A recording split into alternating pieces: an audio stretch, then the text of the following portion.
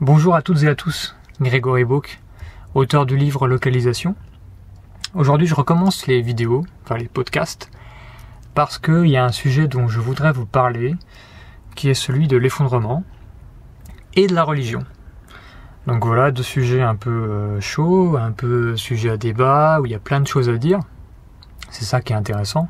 L'objectif de la vidéo, c'est vraiment de vous faire explorer des possibilités que peut-être vous n'avez pas encore explorées, et surtout de vous mettre en garde contre des solutions qui en fait ne sont pas forcément les vraies solutions. Alors je vais commencer par vous rappeler un peu ce qu'est l'effondrement. Alors pour ceux qui ont lu le livre de Piero San Giorgio, la première partie résume vraiment bien le sujet, mais je vais quand même vous rappeler rapidement ce que c'est, en tout cas certains éléments. Donc on a tout d'abord la fin des ressources fossiles, gaz, pétrole, les minerais, qui en fait sont donc présents en quantité limitée sur Terre et que nous épuisons par la consommation. On brûle le pétrole, on brûle le gaz, on utilise le minerai qu'on ne peut pas recycler forcément. Donc en fait on a une baisse du niveau de stock de ces énergies, de ces minerais, qui font qu'à un moment donné, ils seront épuisés, et le problème c'est qu'ils sont utilisés quasiment partout dans notre monde contemporain. Donc on a un confort qui a été généré, qui a été créé certes par des gens qui ont innové, mais aussi par la présence de ressources qu'on a pu utiliser pour les transformer en solutions à notre vie quotidienne. Donc typiquement le chauffage, les voitures, l'informatique, tout ce qui est médical. Voilà, tout ça repose sur des énergies, tout ça repose sur de l'électricité, tout ça repose sur du plastique. Ces minerais et ces énergies sont partout. Donc la fin de celle-ci, ça veut dire la fin du monde contemporain. C'est quelque chose qui est inéluctable, la fin de ces énergies, étant donné qu'on les consomme de plus en plus, et que sur Terre, de plus en plus de personnes les consomment. Donc ça arrivera forcément. Ensuite, on a donc la surpopulation qui est un peu liée à ça, c'est-à-dire qu'il y a tellement de gens sur Terre, il n'y en a jamais eu autant, de mémoire d'hommes en tout cas, ce qui crée en fait une surutilisation des ressources par rapport à ce qui devrait être viable et normal. C'est-à-dire que forcément, avec 10 milliards de personnes, vous utilisez les ressources 2 fois plus vite qu'avec 5 milliards. Donc plus il y a de monde et plus les ressources sont utilisées, plus il faut cultiver le sol, plus il faut utiliser de produits, plus il faut faire de voitures, plus il faut d'énergie, etc., etc. Et en fait, on arrive à un stade où ce qu'on appelle l'effondrement écologique, où il y a trop d'espèces et trop d'individus d'une espèce qui consomment un environnement écologique, ce qui fait que les ressources normalement renouvelables de cet environnement ne sont plus renouvelées assez vite, et la population en fait finit dans une espèce de guerre pour les ressources avec des pertes énormes. C'est typiquement l'exemple de l'île des Reines, Matthew Island je crois. Allez voir l'histoire, c'est typiquement ça. Ensuite on a tout ce qui est dette financière, avec des États qui sont surendettés, des ménages, des entreprises. Ce qui forcément mène à un problème, c'est que soit vous remboursez tout et à ce moment-là vous avez plus de richesse et vous perdez vos biens, c'est-à-dire que le pays doit vendre, est forcé à vendre ses infrastructures, ses biens, ses aéroports, etc. pour rembourser une dette au final. Soit vous la remboursez pas et à ce moment-là il y a peut-être des impacts parce qu'il y a des gens qui veulent la récupérer. Et ou alors soit vous la reléguez aux populations, aux générations futures, et à ce moment-là c'est pas vraiment un cadeau que vous leur faites, et de toute façon ils seront confrontés au même choix. Donc on a aussi la pollution de l'air, de l'eau, des sols, du corps humain, avec toutes les micro-particules résultant encore une fois de la consommation des ressources, résultant de du non-respect des règles de propreté en fait, où les gens jettent tout n'importe où on contamine l'eau potable avec des micro-particules qui ne sont pas détectées avec les systèmes actuels forcément. Et donc en fait voilà, on arrive à une sorte de dégénérescence de l'ADN, de l'être humain, de la biologie humaine, qui fait que de plus en plus les enfants naissent avec des problèmes et les maladies dites graves arrivent de plus en plus tôt. Donc le cas extrême de ça, pour que vous voyez de quoi je parle, c'est l'agent orange au Vietnam. Donc cet agent orange, un produit, je crois que c'était un herbicide, utilisé pour défricher les forêts où se cachaient les Vietnamiens, enfin certains Vietnamiens. Donc évidemment, la population qui se trouvait au même moment que ces épandages a été contaminée, l'a ingéré, l'a inhalé, etc. Ce qui a eu pour effet de les endommager de l'intérieur et endommager surtout l'ADN.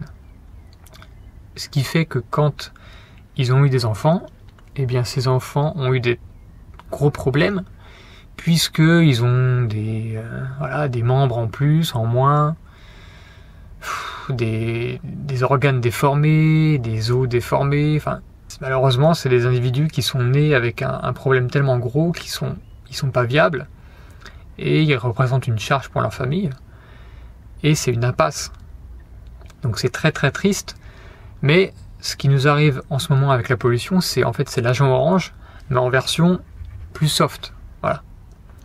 Et si 100 ml de produit cause des malformations, 1 ml va peut-être pas causer des malformations aussi visibles, mais va peut-être causer des cancers à la naissance, des petites malformations internes qui sont quand même un problème, des problèmes au cerveau. Enfin, la dose fait le poison, mais une petite dose fait aussi des effets qui sont pas souhaitables.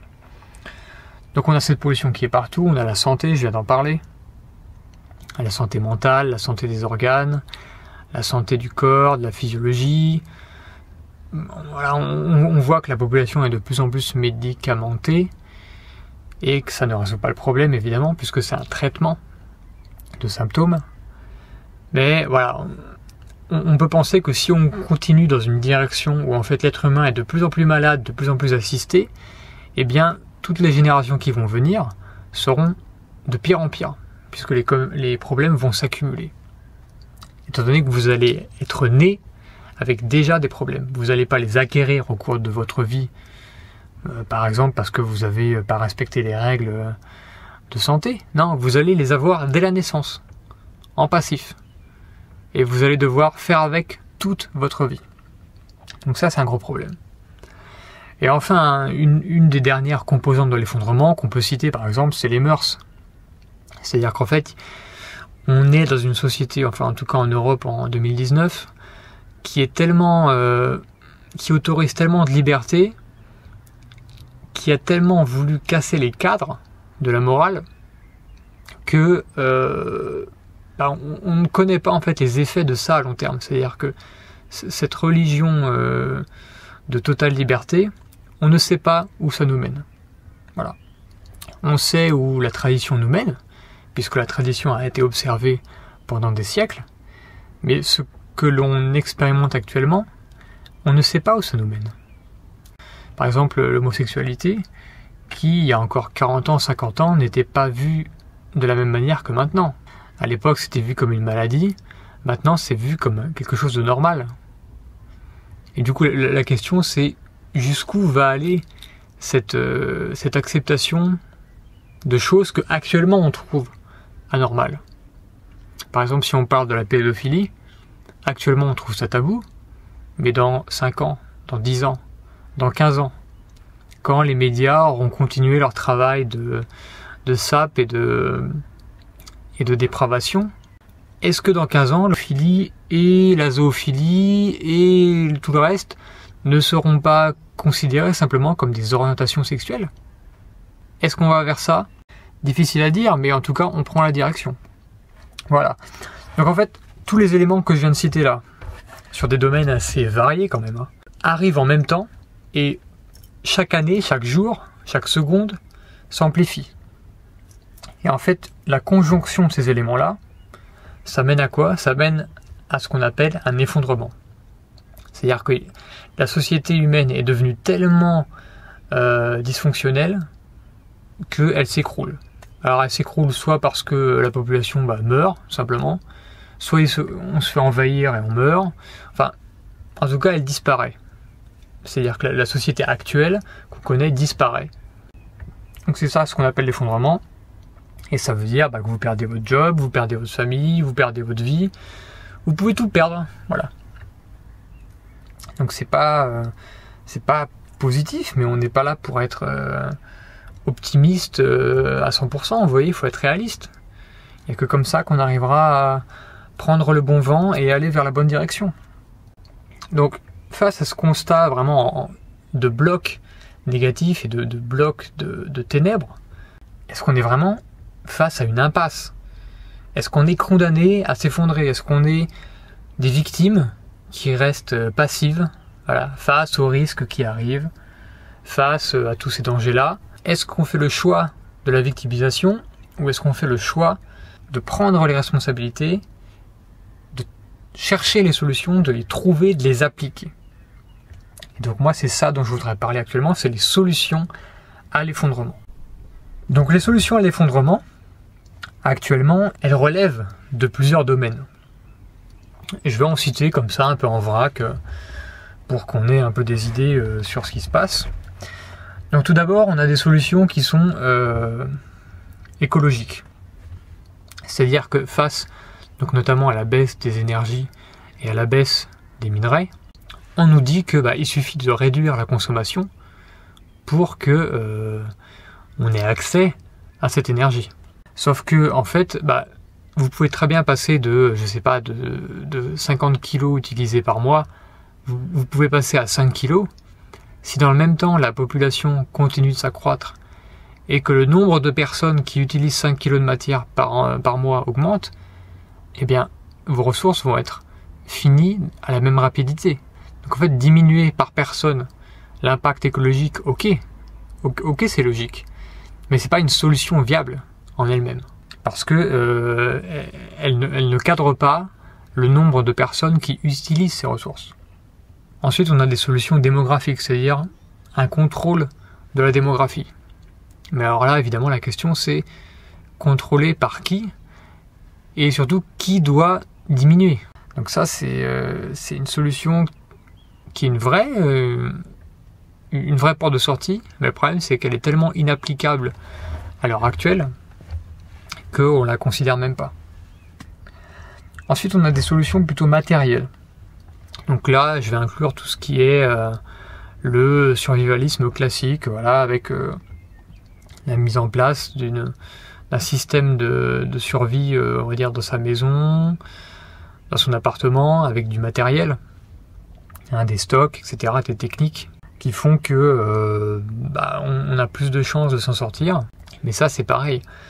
Au final, moi, je vois ça plutôt... Ok, c'est une solution, mais en cas de problème ponctuel. C'est-à-dire que ça peut pas être un mode de fonctionnement normal et périn sur des dizaines d'années. C'est simplement pour faire face à des événements qui peuvent arriver. Parce que si vous voulez, le matériel en soi, vous le produisez, vous l'accumulez, ok, mais ensuite, quel est le sens de tout ça? Ensuite, on a des solutions qui sont politiques. C'est-à-dire des partis politiques.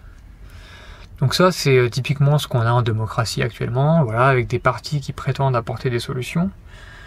Mais ce qu'on constate de manière empirique, c'est que ça marche pas.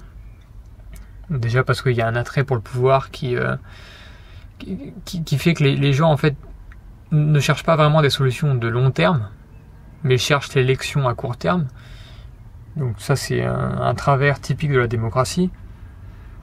Et surtout, il y a un jeu démocratique qui fragmente la population. C'est-à-dire que dès qu'il y a un parti qui atteint 51%, dans ce parti-là, il y a des gens qui vont se dire « Ok, on est assez gros, peut-être que moi, j'ai aussi ma chance de faire mon chemin et de créer un autre parti. » Et en fait, il y a une scission qui s'opère. C'est-à-dire qu'en démocratie, il ne peut pas y avoir de gros partis parce qu'ils se fragmentent tout le temps, parce que tout le temps, il y a des sujets clivants sur lesquels il y a des leaders qui vont jouer, pour créer un sous-parti, un autre parti. Voilà. Et en fait, ça se fragmente tout le temps, et on n'arrive jamais à avoir une majorité stable et unie. Donc voilà, ces problèmes de court-termiste et de fragmentation, c'est les deux principaux travers de la politique qui font que les solutions politiques sont pas vraiment satisfaisantes. Donc, de quoi on peut tirer tout cela? Eh bien, ce qu'on peut en analyser, surtout, c'est que ces solutions, en fait, c'est que des outils. C'est des outils qui permettent, dans un domaine précis, d'arriver à optimiser le domaine et de trouver des micro-ports de sortie dans ce domaine-là. Mais ce qui manque à toutes ces propositions, c'est quelque chose qui les cadre entre elles, c'est quelque chose qui soit une vision d'ensemble qui va vers un but précis et qui en fait, un peu comme un chef d'orchestre, utilise les solutions dans chaque domaine où il faut et les fait intervenir au bon moment, dans la bonne intensité, en mettant les bonnes personnes à la clé. Vous voyez, c'est quelque chose qui coordonne la vision. Si vous regardez une solution, par exemple la solution de l'écologie, est-ce que vous êtes vraiment convaincu que c'est grâce à ça qu'on va résister à un effondrement massif? Est-ce que c'est grâce à ça que vous allez retrouver un sens à votre vie, que vous allez résister contre toutes les dépravations du monde? Enfin, tout ça, ce ne sont que des idées et des actes, ok, mais précis dans un domaine, qu'on ne peut pas étendre à tous les problèmes. Et donc, ce sont des solutions limitées. Donc, du coup, la question qui surgit, c'est, ok, ça marche pas, ça marche pas, mais c'est qu'est-ce qui va marcher alors? Eh bien, il y a deux choses qui sont sûres dans le domaine des solutions, par rapport à l'effondrement, c'est qu'il faut faire quelque chose. C'est-à-dire que forcément, si on reste passif, si on reste victime, eh bien on va se faire happer, rien ne va changer et on va vers la destruction. Donc ce qui est sûr, c'est qu'il y a un besoin de mettre en place des actions, des actes, des idées, des concepts, des objectifs, des buts pour pallier à tout ça. Et la deuxième chose qui est certaine, c'est que ça ne se fera qu'en communauté. C'est-à-dire que ça ne se fera que par un groupe d'individus soudés entre eux qui ont la force de porter ces propositions, ces buts, ces actions, ces objectifs. Pourquoi ? Parce que dans l'histoire de l'humanité, on constate que les individus seuls, les individus isolés, donc quand je dis isolés, ça peut être vous tout seul ou vous et votre famille très proche, en fait ne sont pas capables de survivre. Pourquoi ? Parce qu'ils se font forcément dominer par un groupe. Et qui dit dominé par un groupe dit esclavagisé, tué, mis à l'écart. Parce que vous ne pouvez pas survivre seul. Et vous ne pouvez pas être spécialiste en tout. Vous ne pouvez pas à la fois faire de l'agriculture, faire de la médecine et faire de l'économie d'entreprise. Donc vous devez déléguer ça à d'autres personnes. Et donc vous devez avoir confiance en elles et donc vous devez être un groupe qui a confiance en lui. Donc le groupe est la seule unité, la seule matrice de survie. La tribu, on va dire. La tribu avec au minimum du minimum, quelques dizaines d'individus. Souvent il en faudra plus. Mais au minimum c'est ça. Et tout ce qui est en dessous, ça ne permet pas de survivre parce que vous êtes beaucoup trop faible.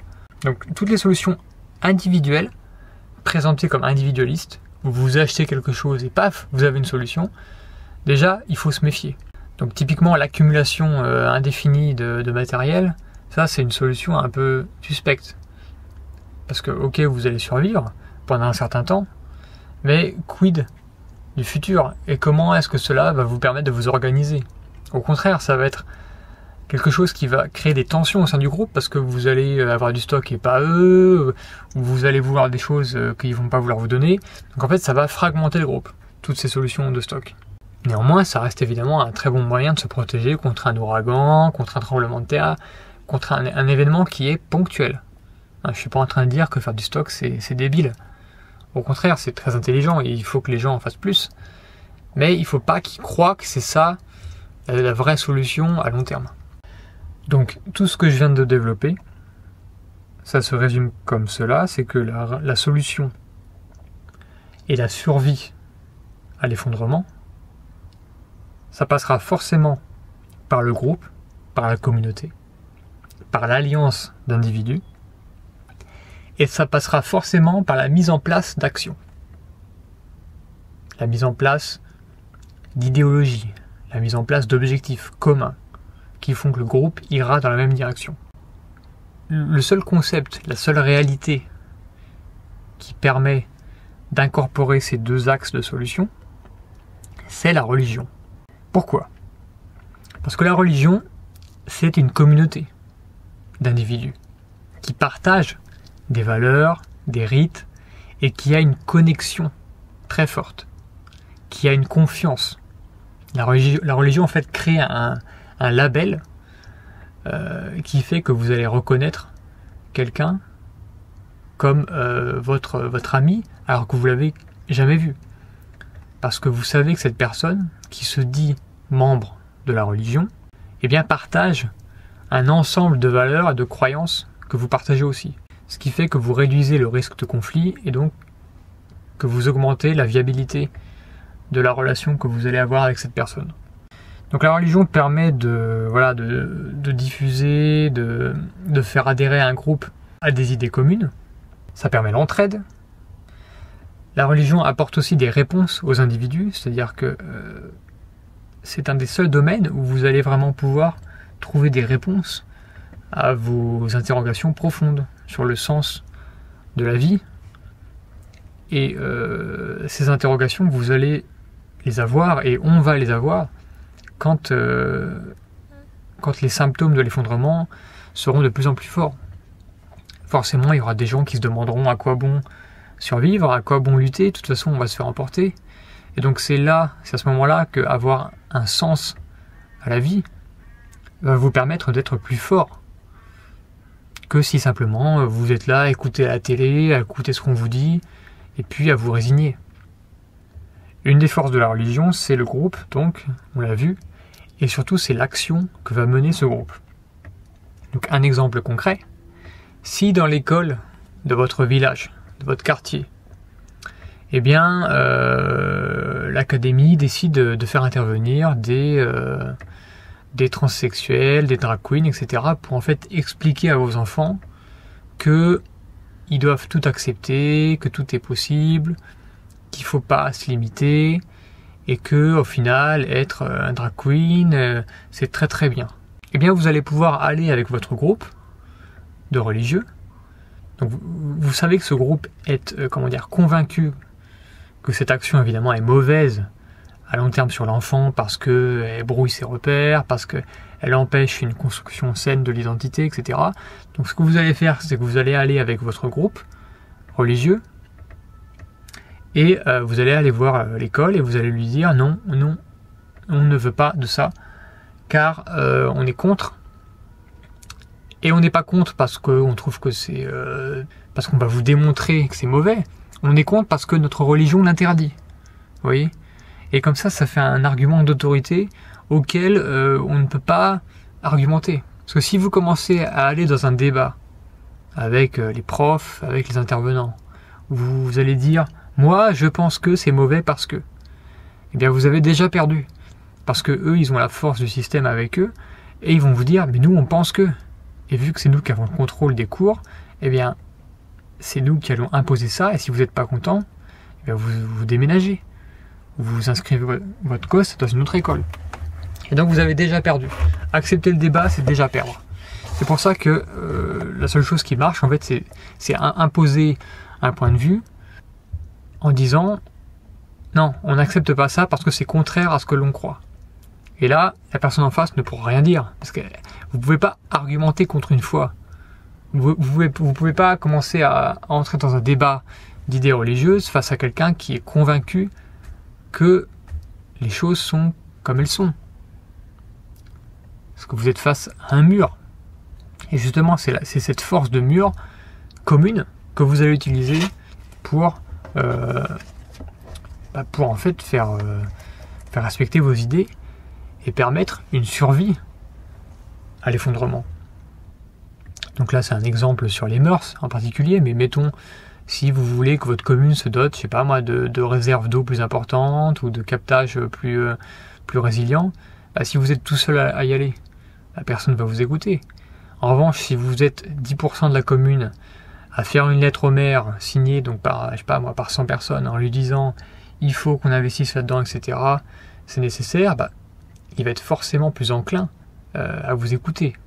Alors certes, c'est une action qui est possible de faire sans que vous soyez membre d'une religion, mais le fait d'être vraiment liés les uns aux autres va faire que vous allez jamais lâcher cette idée-là.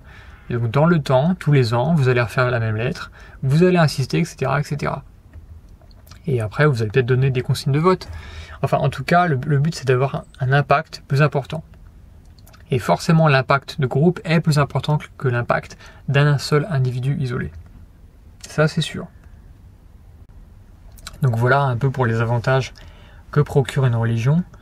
Donc en résumé, c'est principalement le fait que vous allez pouvoir être un groupe coordonné, stable, qui va être force de proposition et avoir un impact pour mettre en place des actions qui vont dans le sens de la survie. Parce qu'au final, les solutions à l'effondrement, on les connaît déjà. On sait ce qu'il faut faire pour survivre.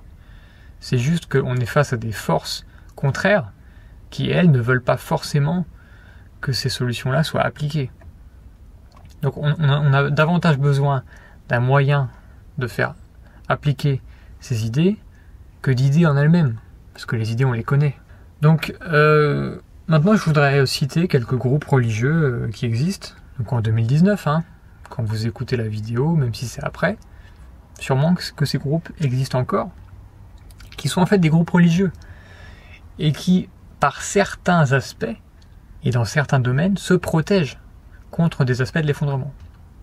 Donc par exemple, on a les Amish aux États-Unis qui refusent la télévision, qui fait qu'ils ne sont pas impactés par toute la propagande de la télévision. Et ça les maintient dans un environnement beaucoup plus sain.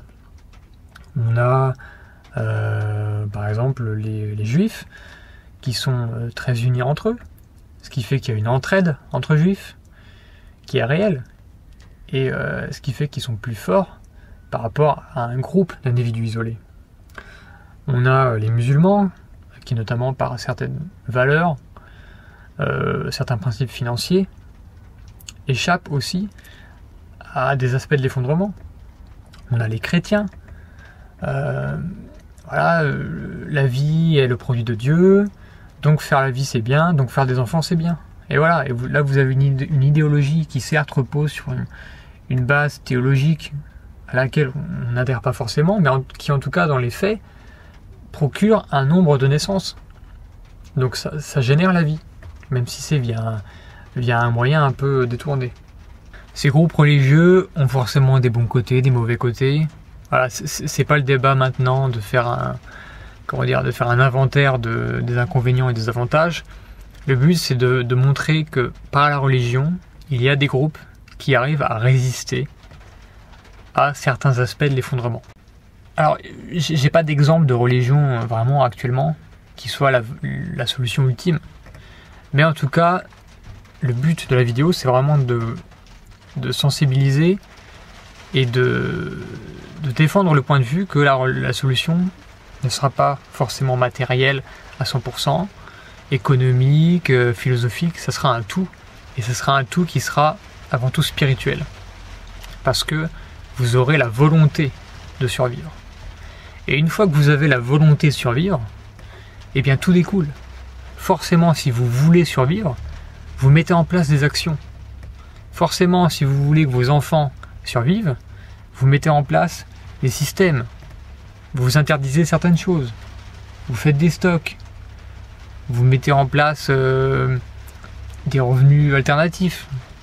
Vous vous soudez dans une communauté. Vous refusez la propagande. Donc, la solution, elle est peut-être encore à créer, mais en tout cas, elle passera par le groupe et par des actions que vous allez réaliser. Et toutes les alternatives et toutes les... ce qu'on vous présente comme un remède magique, faites attention. C'est peut-être simplement pour vous vendre quelque chose. Alors c'est vrai que c'est un argument facile, il dit ça pour vendre. Oui, mais celui qui achète en a aussi besoin. Ok, mais Vous pouvez en avoir besoin dans un domaine précis, mais ne pensez pas que ça s'arrête là et que simplement en achetant, il y aura une solution. Parce que souvent les vraies solutions, elles ne s'achètent pas. Elles se vivent, elles se pensent, elles s'appliquent et elles se portent en groupe.